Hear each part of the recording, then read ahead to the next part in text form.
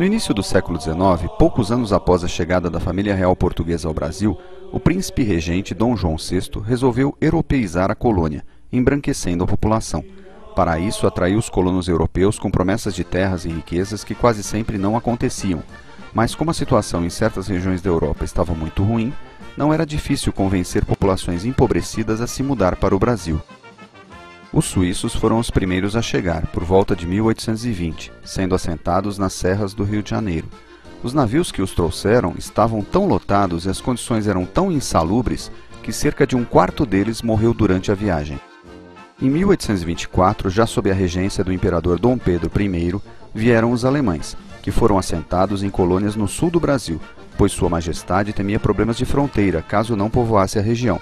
Por volta de 1856, grupos de alemães foram enviados para Minas Gerais para trabalhar na construção de estradas de ferro, pois muitos deles tinham qualificação como operários. Essa estratégia de ocupação do território nacional e aumento da população teve prosseguimento com o imperador Dom Pedro II, e por volta de 1870, grupos de italianos começam a emigrar para o Brasil, principalmente para trabalhar nas lavouras de café do estado de São Paulo.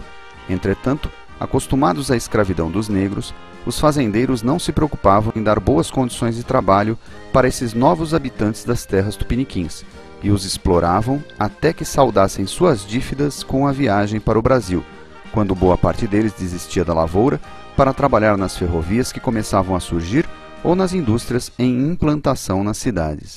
Entretanto, os imigrantes tinham direitos limitados, pois como o catolicismo vigia como religião oficial, os adeptos de outras religiões não podiam expressar sua fé publicamente, o que afetava principalmente os imigrantes alemães, que em boa parte eram protestantes ou judeus.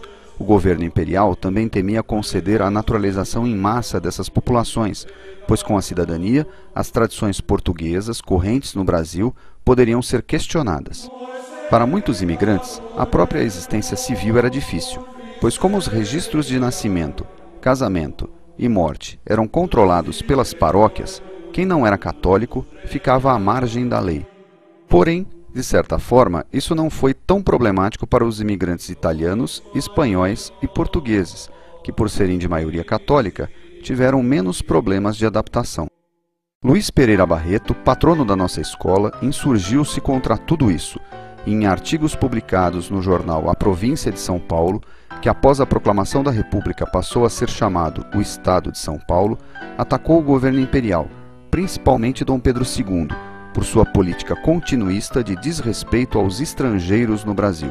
Dizia Pereira Barreto por volta de 1880 em sua coluna no jornal: o governo de Sua Majestade continuou a mesma estreiteza de vistas em tudo quanto diz respeito à política internacional, ao direito das gentes, o mesmo acanhado programa, o mesmo espírito de egoísmo e de improbidade para com o estrangeiro que do tempo de Dom João VI.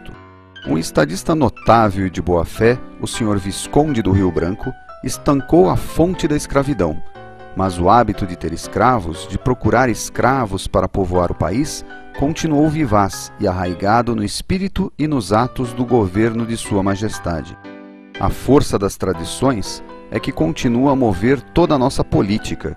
Não somos nós que governamos, são os mortos, são os nossos antepassados, estes contemporâneos de uma fase social em que a palavra estrangeiro era sinônimo de inimigo. Não é o espírito do século que determina a nossa conduta, é a sombra de um tenebroso passado. Desistimos do escravo preto, mas queremos o escravo branco, sob o nome mais eufônico de colono, e Sua Majestade está na dianteira dos que nadam nas impuras águas dessa corrente. Com um simples eufemismo de linguagem, acreditamos poder alterar a natureza das coisas e continuar o antigo sistema de expoliação. Por todos os meios, temos procurado atrair os imigrantes às nossas praias. Em desespero de causa, temos atirado o nosso ouro aos montes para captá-los, mas eles passam de lado, indiferentes ao nosso engodo, e vão para os Estados Unidos, para a Nova Holanda, para a Austrália, para a Índia, para as repúblicas da Prata. Vão para onde os respectivos governos não lhes oferecem dinheiro, mas oferecem-lhes simplesmente o título de cidadãos. Essas ideias de Pereira Barreto, de cunho positivista, foram centrais para o movimento republicano no Brasil, que além da mudança de regime, pregava o fim da escravidão, o Estado laico, a criação de uma elite intelectual brasileira para elaborar um projeto positivo de desenvolvimento econômico e político para o país, apoiado na lavoura do café, que já era o principal produto nacional, na industrialização e na atração de mão de obra estrangeira especializada e para povoamento.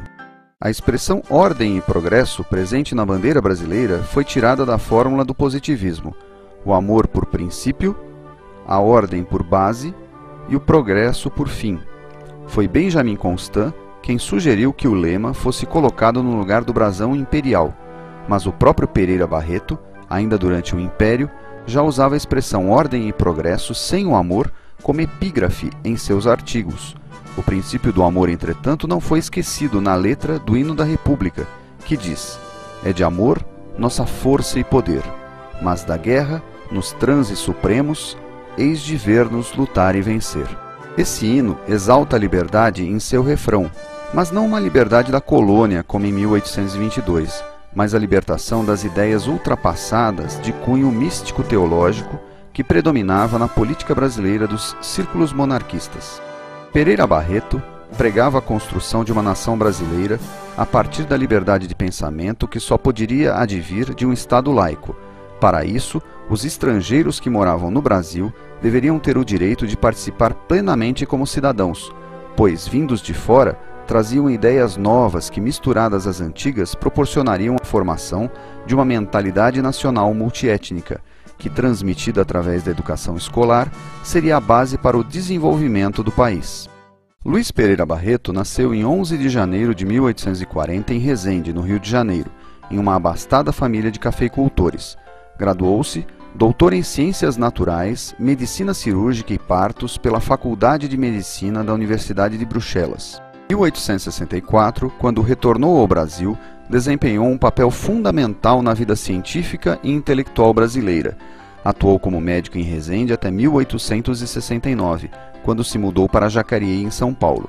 Sua obra, As Três Filosofias, é considerada o marco do positivismo no Brasil, tendo escrito livros sobre filosofia, política e agronomia.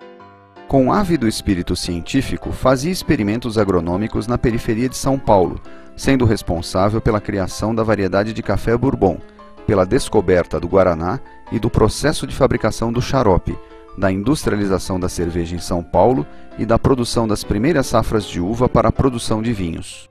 Atuando na política, Pereira Barreto foi deputado federal constituinte por São Paulo, presidente do Congresso Constituinte Paulista de 1891 e primeiro presidente do Senado da Assembleia Legislativa do Estado de São Paulo, de 1891 a 1892. Em 1897, na Exposição das Uvas, evento patrocinado pela veneranda e de tradicional família paulistana, Dona Veridiana Prado, Pereira Barreto apresentou o primeiro vinho nacional. O poeta Olavo Bilac, de passagem pela cidade, escreveu uma ode espirituosa sobre o evento. Já não há mais vinho que nos envergonhe. Não beberemos verde nem colares, nem Bordeaux, nem Marsala, nem Borgonha, vindo de além mares.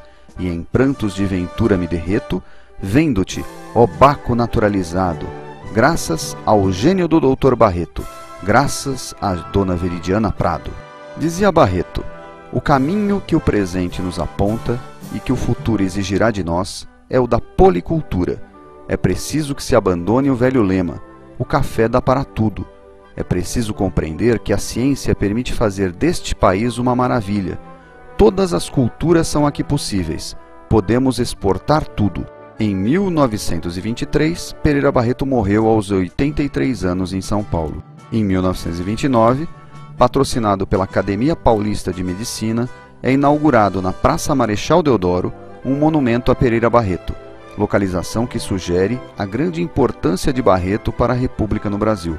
O monumento em bronze e granito do artista italiano Galileo Emendabili mostra duas figuras de mulheres, uma fazendo referência à medicina e a outra à agricultura. Folhas de café e uvas lembram a ligação de Barreto com a agronomia.